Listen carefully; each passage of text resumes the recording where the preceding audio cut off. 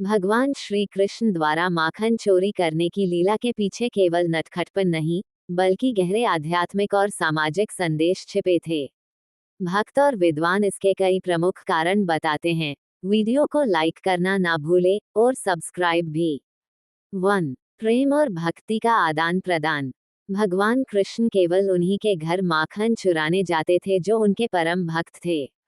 गोपियां मन ही मन चाहती थीं कि कृष्ण उनके घर आएं। वे जानबूझकर माखन को ऊंचाई पर लटकाती थीं ताकि कृष्ण उसे चुराने की कोशिश करें।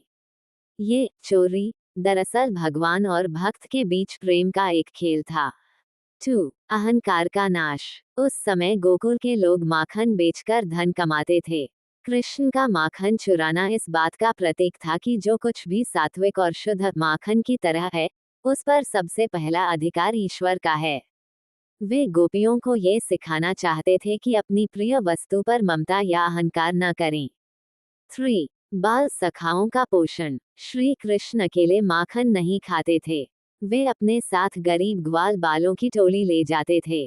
कंस के शासन में गोकुल का सबसे अच्छा दूध और माखन कर टैक्स के रूप में मथुरा भेज दिया जाता था।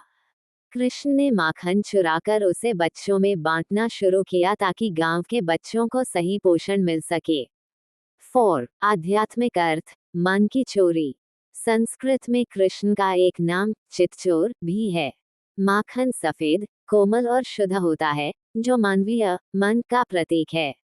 जिस तरह दूध को मथने के बाद माखन निकलता है, उसी तरह भक्ति के मंथन से शुद्ध मन प्राप्त होता है। कृष्ण का माखन चुराना असल में भक्त के निर्मल मन को चुराना है ताकि वह संसार की मोह माया से मुक्त हो सके। सामाजिक संदेश। कृष्ण ने मटकियां फोड़कर और माखन चुराकर कंस को भेजे जाने वाले रसद सप्लाई को रोका। यह एक तरह का अहिंसक विरोध था, जिससे उन्होंने गोकुल वासियों को अन्याय के खिलाफ खड़ा होना सिखाया। क्या आप श्री कृष्ण की किसी और लीला, जैसे कालिया दहन या गोवर्धन पूजा, के पीछे का अर्थ जानना चाहेंगे?